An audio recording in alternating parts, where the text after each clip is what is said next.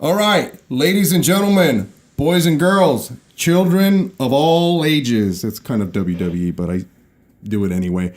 Welcome to the Ed Namrock Podcast. I am honored and it's a privilege. I'm joined here with one of my favorite bands that's been around for, I want to say about 55 years. But no, seriously. So you guys been asking like, oh yeah, there's this band I've been ranting about. And how do you pronounce the name? And let me introduce the members first before we actually get the correct name phonetically fucking pronounced. I mean, F and pronounced, sorry. There's Fernando, Fernie. Guitars. There's Marcos, drums, and I believe he does the occasional triangle.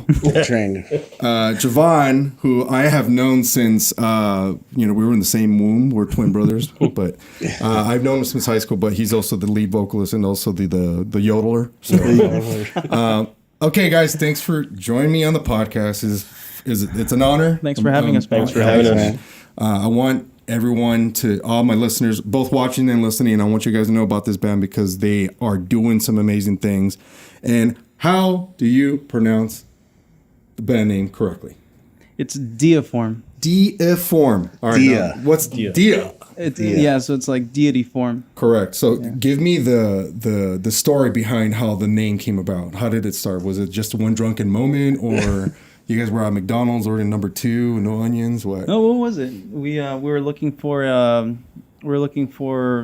band name that wasn't already created, and what that nobody had, and we were looking. I mean, we always felt like we were kind of like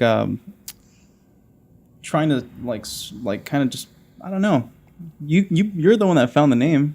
Oh, it was Mark. Yeah.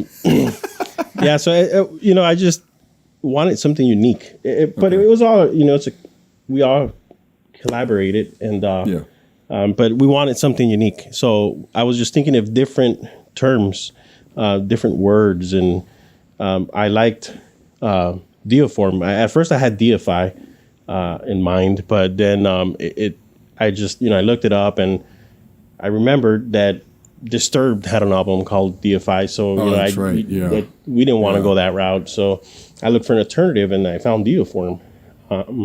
So once I looked up what it meant, and it meant godlike. So we're like, or divine in form. So I mean, I just thought it would be a kind of cool name. Had a good ring to it. Yeah, it had a good ring. Oh, dude, I fell in love with it the first time I heard it. I'm like, dude, that's it. Like, that's the name. Now that we've gotten the etymology of the band name out of the way, how did you guys all meet? Because I know it started. Okay, for those who don't know, Marcos and Fernando are basically like brothers, Thor and Loki from Ragnarok. But okay, is it safe to say that you guys started the group? Well, yeah, they were in a band before. Yeah, you can say that. We were jamming and different bands. We had different members, and then we started looking, and then we found Javon on Tinder. No, I actually check swiped right. No, but check this out. So check this out. So I was in a band already called. It doesn't matter what they're. Okay, fine. They don't exist. I was in another band before, and I kind of wanted to I wanted to get into like heavier music. Yeah. And I wanted to kind of just get into something heavy, that's where my heart was, and that's what I wanted to do. So you're basically done with Pepe Aguilar. Oh man, the cat's out of the bag, ladies and gentlemen. This is the most embarrassing moment for Javon. So he also did Juanga.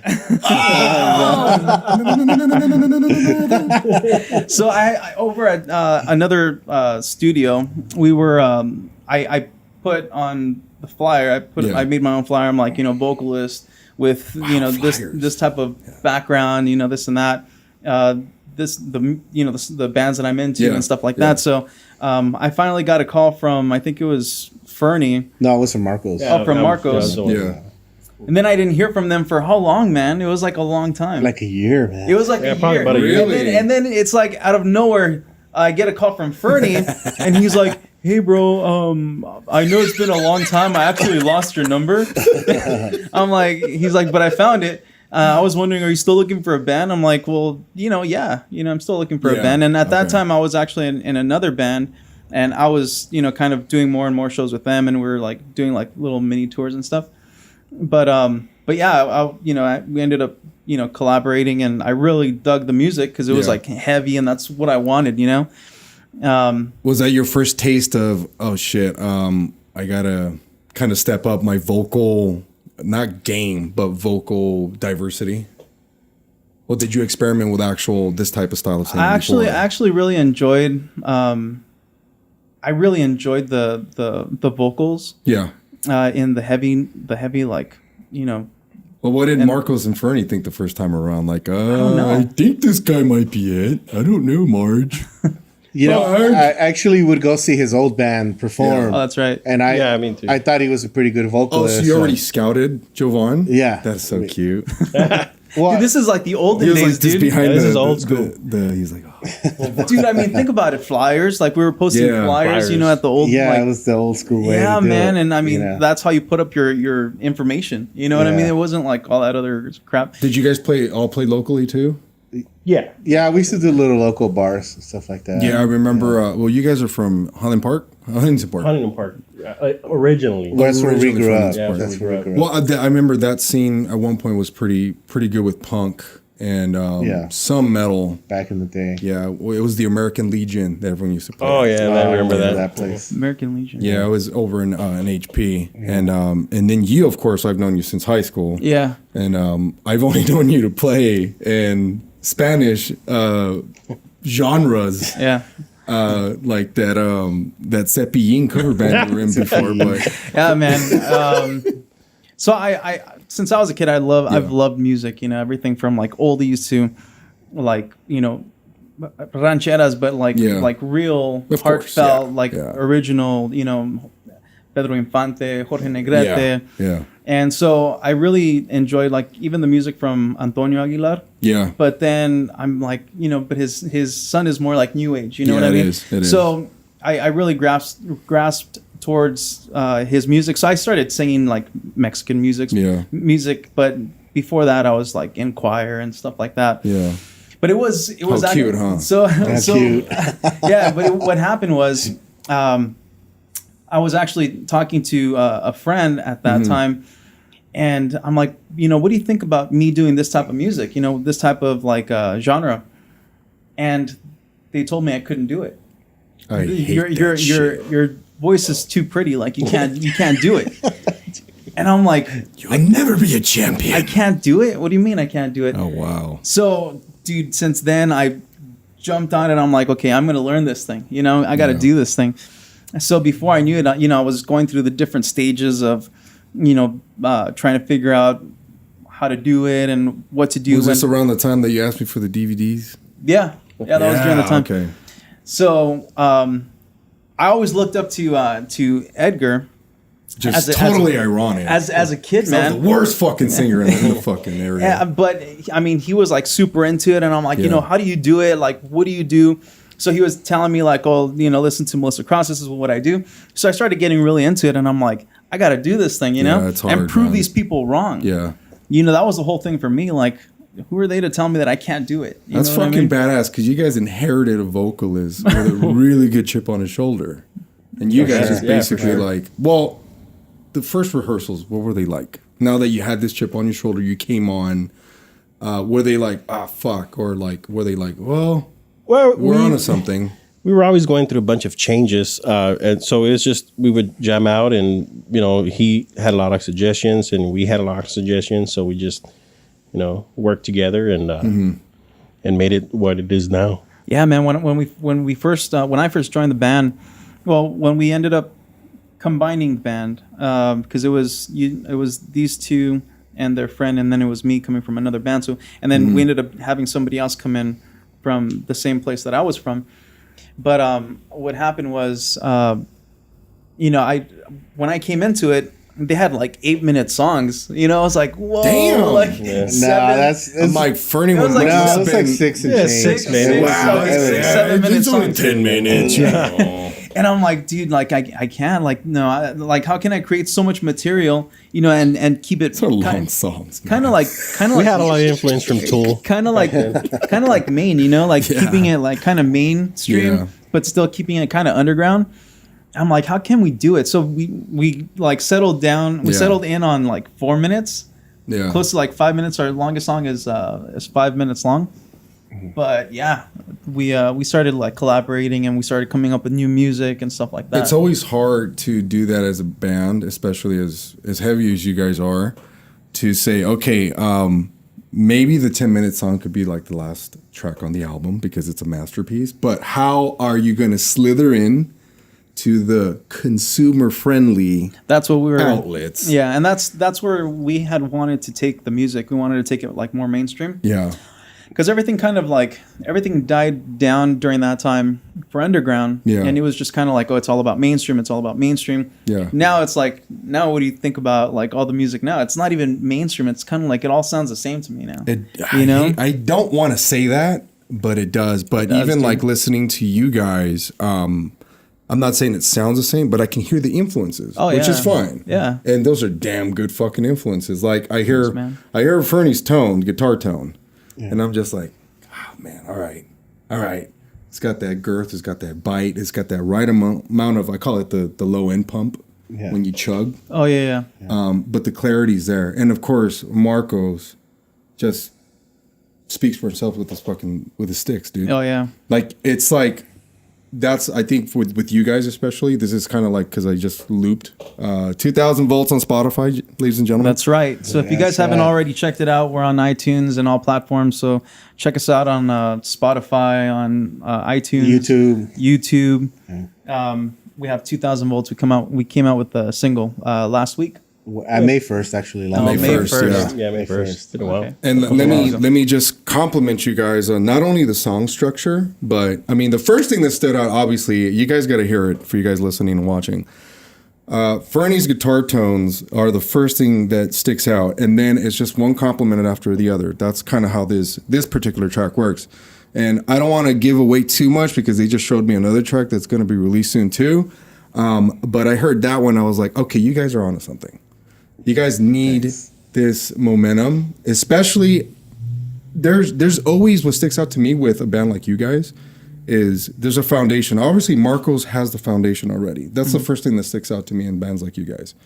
Because Marcos, when a drummer sucks, it's like, wait a minute, like, you might need another drummer. Yeah, it all has to flow, man. Yeah, it all has to flow. Like if you're lacking like in a guitarist, you could tell. If you're lacking in a drummer, you guys do not lack any guitarists, believe me.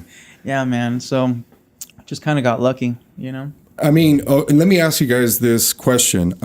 As far as like the songwriting aspect of Deiform, now, is there a process? Is it methodical? Is it like, okay, let's grab a 30 rack and let's see what happens? No, so it literally starts at practice. I mean, it's that fast. Like, Bernie will come up with like a quick little riff. And I'm like, dude, do 4 of those. Let's check that out. And then we'll start like messing around with it. And I'm like, all right, let's do something else. So then we'll all jump into like a chorus, And if we like the chorus, then we'll stick with it. But if not, then like he's really easy to mold, man. Like he's just like, dude, no, it's something else. That's not what I'm hearing. That's not what I need. Something else.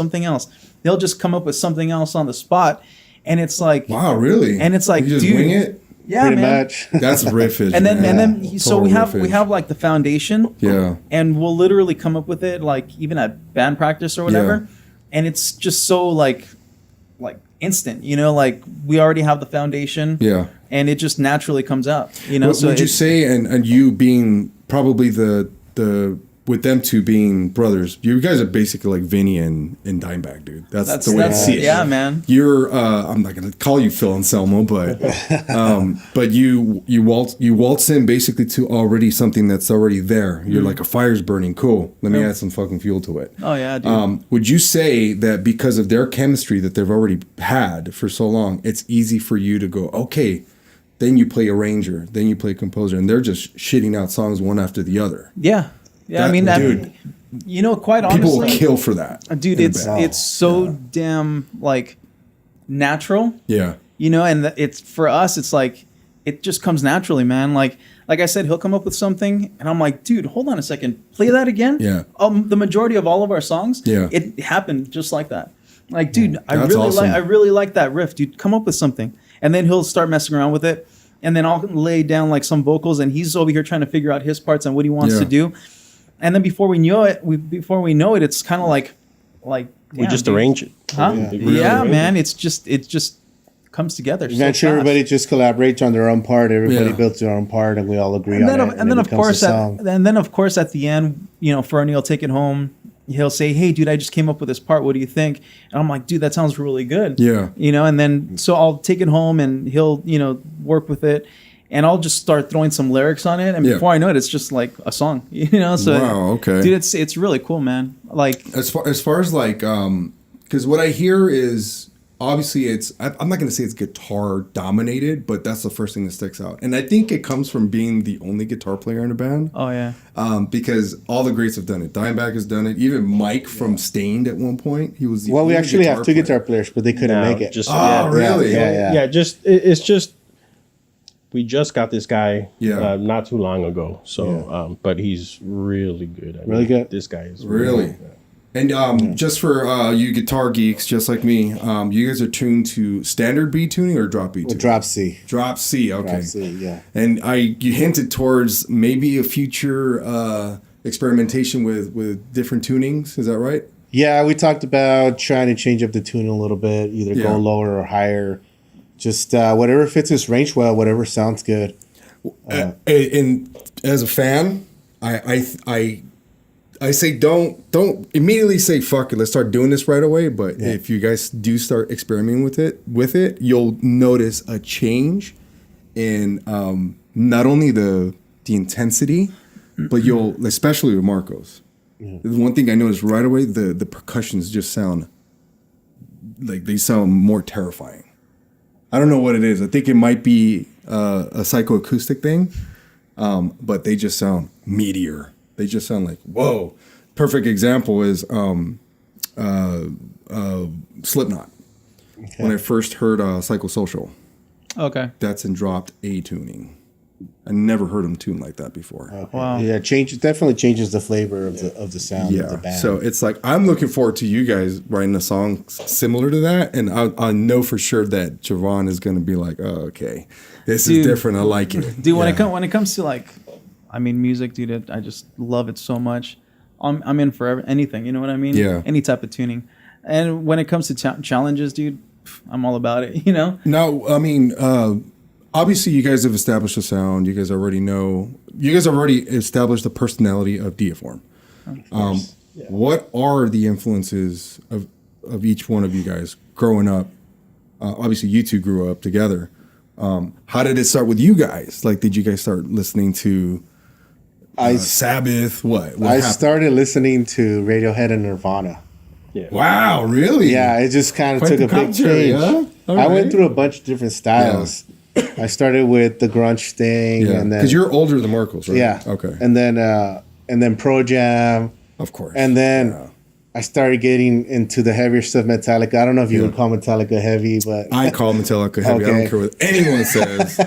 That's my band, dude. Yeah. And then eventually I just started getting into more into the metal thing. Yeah. I did have a punk phase in my mid-teens. Okay. Yeah. But then now I'm like a big fan of like Trivium, Killswitch Engage, Parkway Drive. Yes. I like Slipknot too. Yeah. That kind of influence, Pantera. Yeah. Yeah. So did you start playing guitar and then you're like, you're my drummer now? I actually started at the age of 12. Yeah. And I was self-taught. Nice. I just started doing pretty damn good self-taught guitar, man. Getting books and just reading and tablatures and stuff like that. Yeah, tablatures, and then he started like getting into the drums and stuff. So you forced him, didn't you? Eventually, no, held him I hostage. actually wanted to play guitar as well, and then and then I'm like, no, maybe I'll try bass, and then I like drums. So, yeah. Nice, man. So then we just started jamming, and we've been jamming since we were teenagers. Really? Yeah. Do you guys remember the first song you guys wrote together? Well, we have a lot of them. There's a lot. We wrote a lot of songs. Yeah. If you guys one of them was Escape. Remember Escape? One song you're like, fuck, we can't remember it. It was so awesome. I think I still remember how to play one of them. Really? Yeah. Okay, that's good, man. Yeah, I remember parts of. Yeah. I mean, I was like 12. Yeah. Really? So yeah. Because this is interesting. You're in a band of brothers, Yeah, and you guys formed one deity, that's right. which is interesting. I'm like, okay, now the etymology makes sense with the band. Yeah. Okay, so let me ask you this question. Aside from going in the studio, everyone likes to talk about their studio stuff, their gear, the stuff like that. Okay, moving forward now for Deiform, what's coming up? What are the goals now? Obviously, total domination, of course. But, Total world tell me domination. about the future of Deiform, like what's coming. Obviously, I mean, 2,000 volts is totally kick ass. There's another 50,000 We got songs in stock. another banger coming up. Oh, yeah. It's called Ballistic. Okay, he spoiled it, and I heard it, and it's you guys got to hear it. So. Yeah, so it'll be coming up at the end of May. We're trying to release it before we go on our show to Met on the Mountains, which we're going to be playing with All That Remains, Yep. on Earth, Chelsea Grin, Flaw. Flaw. Yeah, it's going to be an awesome Flaw? show. Yeah. Wow. Man, Old that takes school. me back, man. Yeah. That takes me back. Do you remember Yeah. that band? Yeah, dude. Oh my goodness, man! I've seen that band like 15 times. And this is the Virginia show, Yeah. West Virginia. West Virginia show. West Okay, Virginia, yes. We got another show that another festival. We just can't announce it We're yet. not, Yeah. we're not at liberty to announce It's it, but one of it's those also going to be a TBDs, huge yeah. festival. okay. Yeah. No, we're already booked. It's just we cannot announce it until all bands are released. So it's That's just awesome. Yeah, unfortunately, we just can't. That's awesome. And So- that makes the anticipation worthwhile, man. So my question to you is, you had a chance to listen to 2,000 volts. Yeah. So what are your thoughts? Okay, so first and foremost, obviously what stuck out was the guitar riff and the guitar tone. That immediately caught my attention. And like I said, it starts with that, and then it goes up and it complements the entire song with the drums. Now, obviously, I've heard your voice before, and performing live, and I've gone to a couple gigs, but I was just too wasted to remember. But the one thing that really stands out to me with this particular track is the way you guys transition with one another in the arrangement. If that makes any sense to you, like I see what you're saying, and I yes. think it's because of the chemistry that both of you have already, and then you just complement the chemistry you already have with add-ons. Yeah. Like I call I'm not afraid to call them accessories, but they're accessories to murder, and you're murdering the fucking stage. That's what you're doing. You're murdering the studio. Yeah. What really, really intrigues me about, and I told this to you before the podcast started, when you guys hear it, scroll to like maybe 2 minutes and 30 seconds, and maybe a little bit before that. Fernie does this interesting part on guitar, where he's basically he's single note riffing, of course, that's what I call it. Yeah. And it doesn't sound like a pitch squeak, like a pinch. He told me it's a scrape. So Well, that's actually for the new single. Okay, so I it's think you're on- confusing it. Okay, Yeah, so that's all right. Well, Yeah. on 2,000 volts, now you got me all worked up for both tracks, man. But the thing with 2,000 volts that stands out to me the most is how you guys have Jovan basically balls it. I call it balls it. You know what ballsing is? You balls the fucking. Oh, okay. Everyone calls it belting, but It's that's hard still- for Oh, Jovan. belting. That's Yeah. right. Okay. He doesn't have any Balls and balls. belting, I verse. understand. Yeah, you balls it during the verse. Yeah. And then you smoothly transition into what I call a glide. Uh-huh. And the glide is the chorus. You Yeah. glide it. And it doesn't sound like it's stepped all over, which is beautiful. It's seamlessly like sitting in the song. And here's the complimentary part with Marcos. His drums do not drown out whatsoever. So I've heard many albums where the chorus is just too guitar dominated. Like there's like 16 tracks of fucking guitars just to make it a wall of sound. Yeah. And the drums just get lost. Yeah. And this one, it's like it's always pumping at the same rate. And even when the dynamic levels come in, Marco's never, I guess because I'm a drummer myself, I get really like, don't do that to the drummer. Especially the snare. I hate when the snare gets lost in the mix. And his snare, the entire time, does not get lost. Okay. His kick drum is always pumping. I can hear the dynamics because I can tell he doesn't always play at the same velocity with his double kick. He ranges it just to give it some flavor. Kind of like his style reminds me of Raymond Herrera from Fear Factory, mixed with I don't know, man. Dimebag's brother Vinny. Yeah, it's actually he was. Dude, he was. He's your major influence. Yeah, he's one of my major influences, and he's the one I really looked up to. Because you can tell just by because that's what carries the entire song besides the opening riff, and of course you just neatly just come up here and just balls it, slide it. And not many vocalists can say that. Oh. But what I feel is carrying 2,000 volts is the opening riff. You're basically saying, all right, here we go. You're the first one marching during the war. And then here comes a tank, which is Marcos. And then here comes the Air Force. Boom, just like that. That's a good, good analogy. Yeah, I mean, sorry for making war analogies, but that's the only way I can truly think about a unit as a band, because you guys are all working together to, I like to call it destroy shit. And you guys are destroying stages. You guys are destroying ears, which, I mean, this music is meant to be played loud. Oh, yeah. And that's exactly what I did on the way here. Is I wasn't at volume 10. You know, my car stereo on my little Kia Hamster goes up to 40. So I pumped it, and then I listened to it 10 times at different volume levels. And then I actually pulled in here on the side before I pulled up, and I closed all my windows and I listened to it at a 10 volume to see how it sounded. Then I put the headphones on, did the same thing, just to see if I have the same reaction. Oh, okay. The same effect, the same, I guess the same impulse to do something. And what would I want to do if I first hear this song? Get in the pit, baby. That's my thing. So, but yeah, that's my analysis of the song. And awesome. Can I say what I think about Ballistic? Yeah, absolutely. Yeah. Release the shit now. We will. But you guys have a date for that one? We're thinking May 28th. Okay. Roughly. Yeah, roughly. Yeah. But that's going to come out pretty soon because we have another one right after that.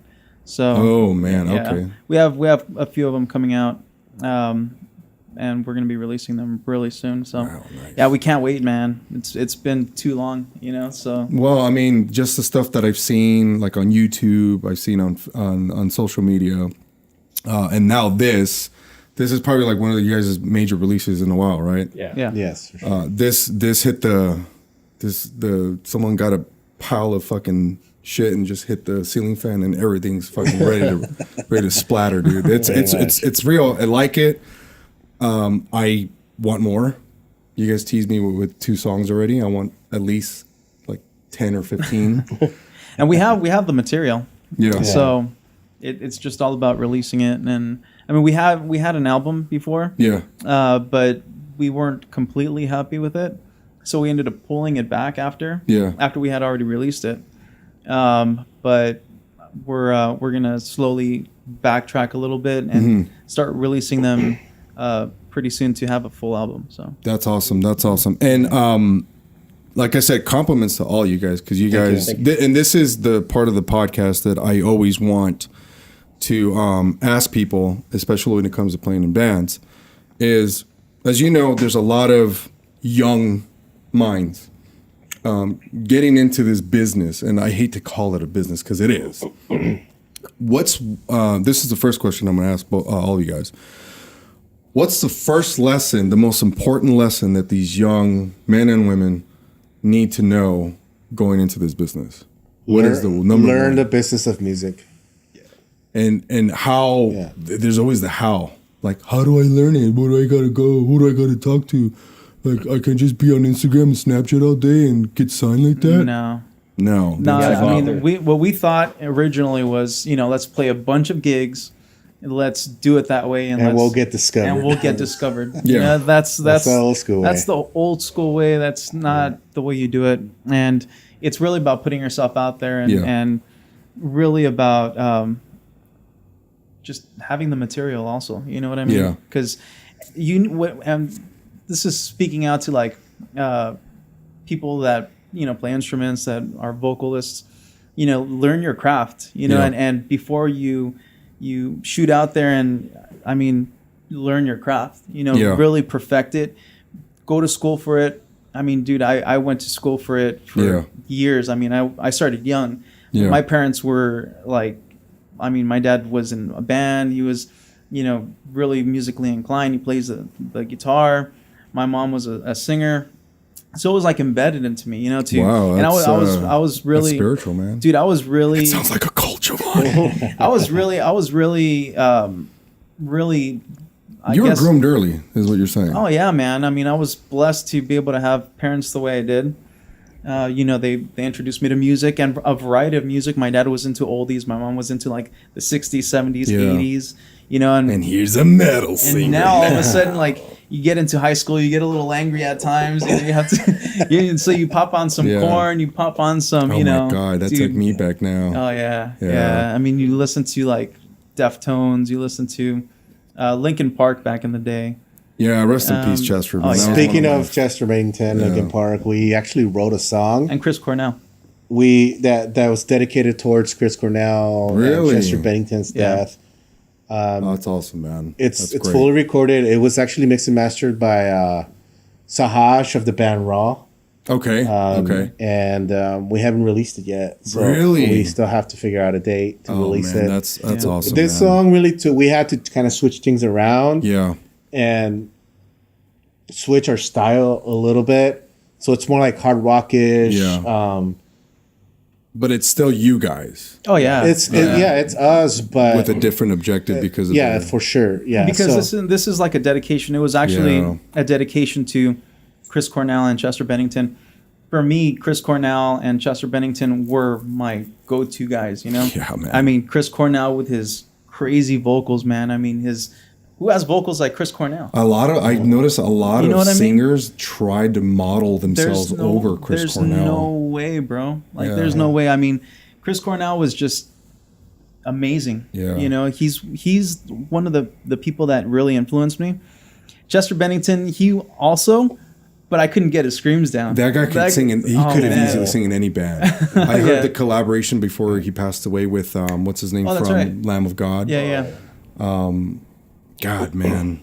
Yeah. Was it Cross Off, that song that he did with them? Yeah, I think that's the one. Yeah, like, dude, you can easily know what your drumming influences are, your guitar player influences, but nothing like a badass singer, man. And it just sucks when, like, they're not greats, here man. anymore. Yeah. You know what I mean? Like, people are just dying off.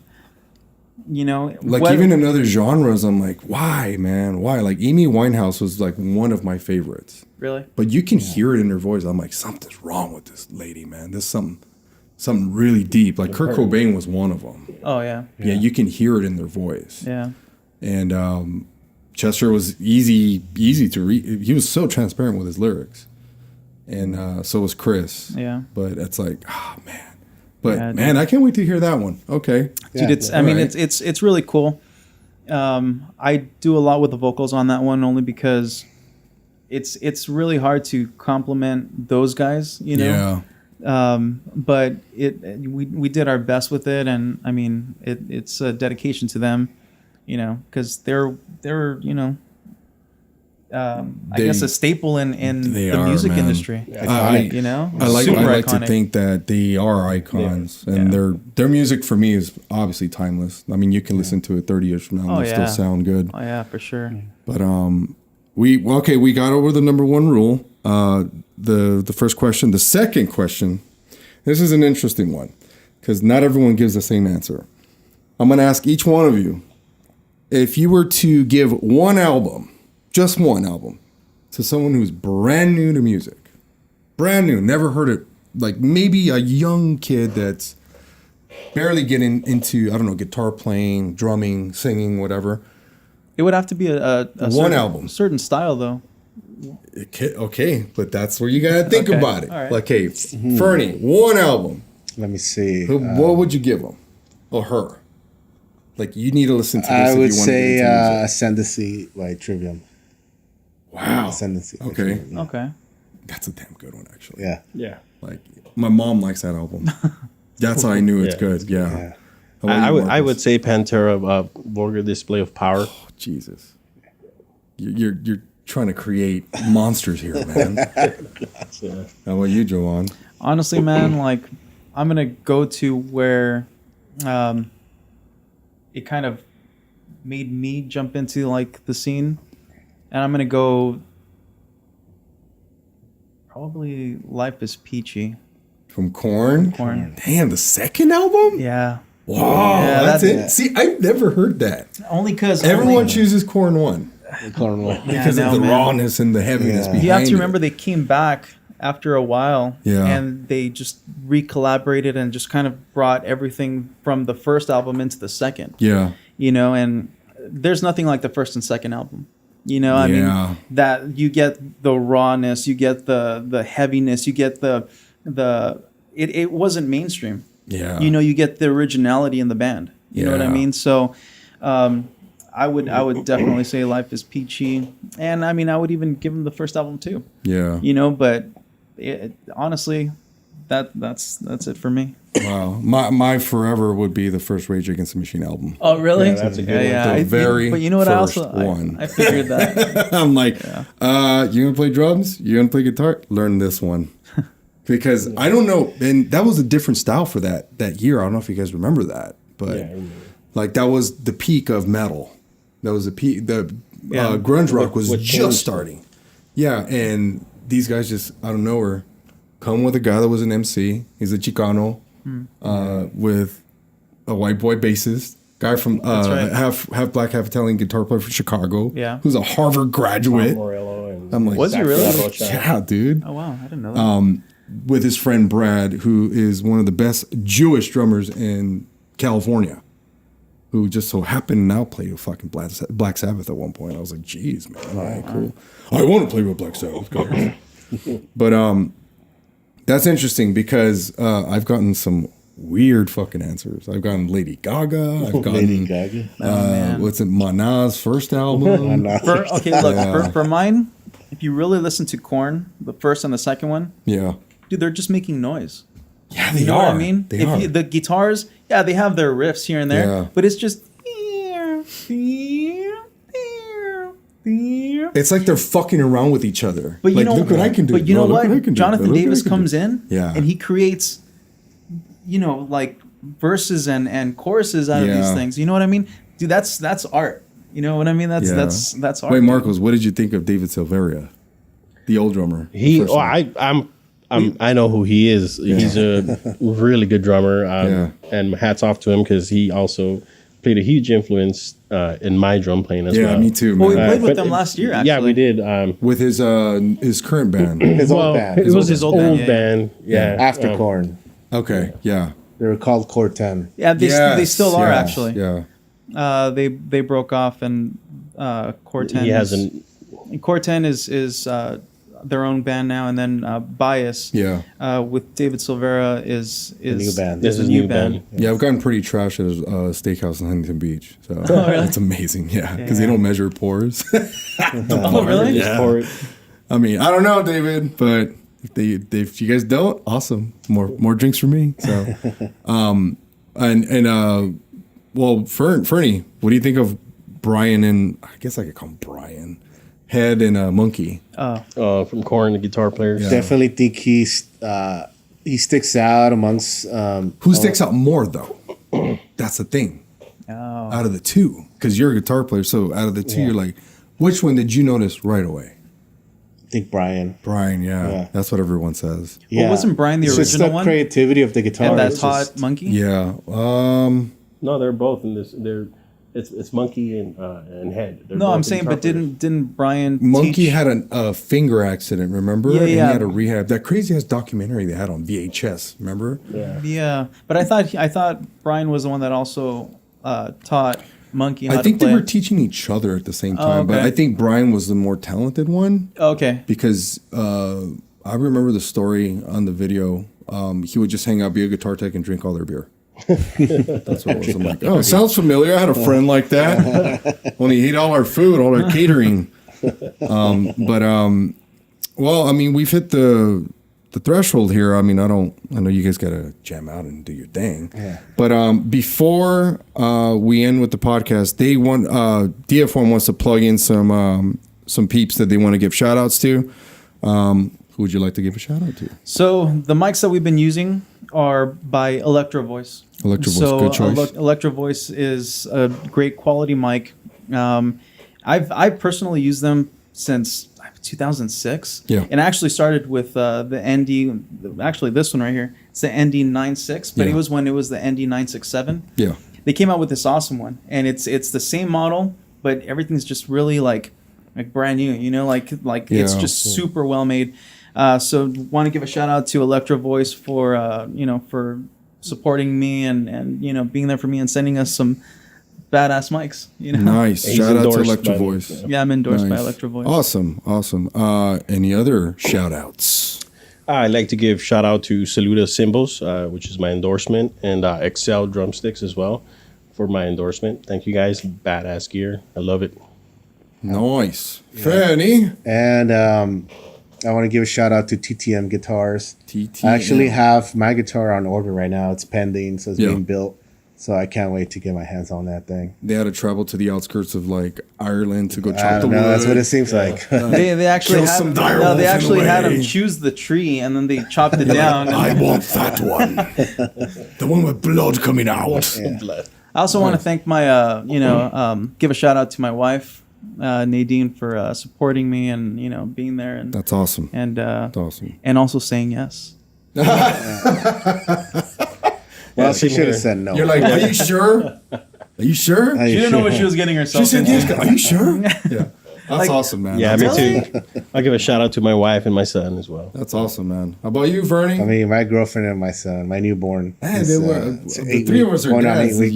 You're up in line, man. Oh man, I'm Don't next. be in a rush. Yeah, don't be in a rush. But how badass is it to have like this community of family and still being badass rock and roll like metal stars? It's definitely it's a balancing act for sure. It is, man. Yeah. But like if not even done right, but if you have fun in the process, I've noticed that dude, everyone benefits. It's so crazy. That's what we try to do. The way we see it is, we'll have fun doing it, even if it doesn't go Yeah. that far.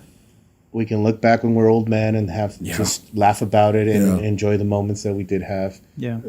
It's that's such a Chasing our passion. Yeah, it's such a crazy balance because they're like, I remember telling people that were starting up in bands, they're like, oh, so we should do this for money. I'm like, no, you should do this because you want to do it and because you love For the love of music. That's pretty much the, what I do. the money is just the outcome.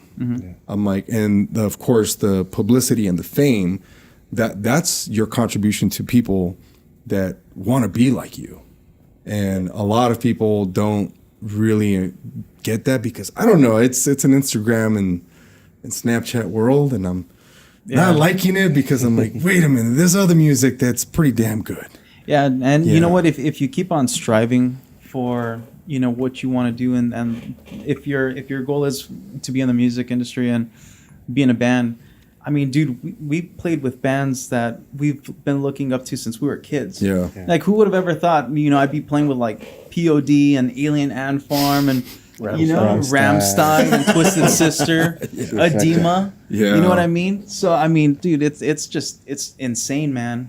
Last year we played Blue Ridge Rock Fest. Yeah. Yeah. And Lamb we of played God with was Lamb there. of God, Puddle of Mud.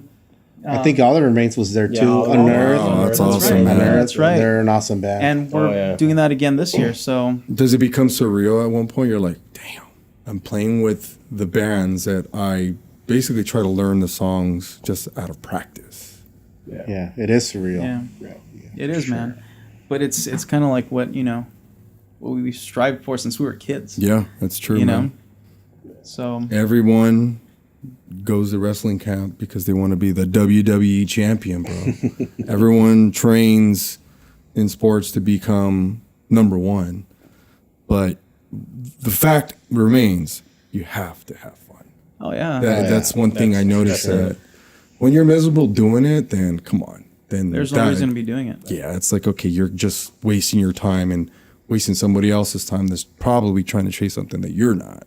Yeah. And I don't see that here. I don't. that's why I get excited. I'm like, okay, I gotta go do a podcast with these guys. Awesome, bro. Thanks, But man. Thank you. yeah, again, let me plug these guys. Deiform is on Spotify. They're on iTunes. They're I guess you could say Google Play Music because it's a major platform. YouTube. Yeah. Do you guys? What else? What other websites are you guys on? Do you guys have a website? we got Deiformband.com. Okay. Deiformband.com. But be sure you check out 2000 Volts. Again, I'm going to play it on the way home.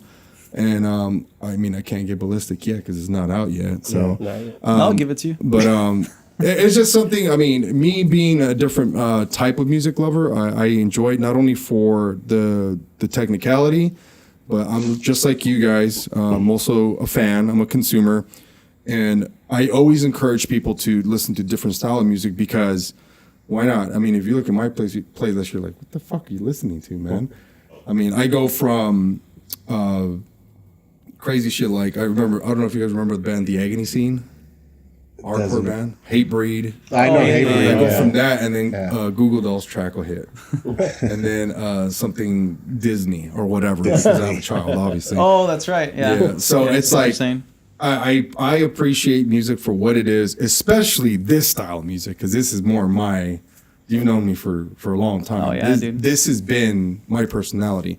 I encourage everyone out there to find yours, but don't knock it until you try it. That's always my motto. And shout out to you guys again. Thanks. Deiform, available on all major platforms.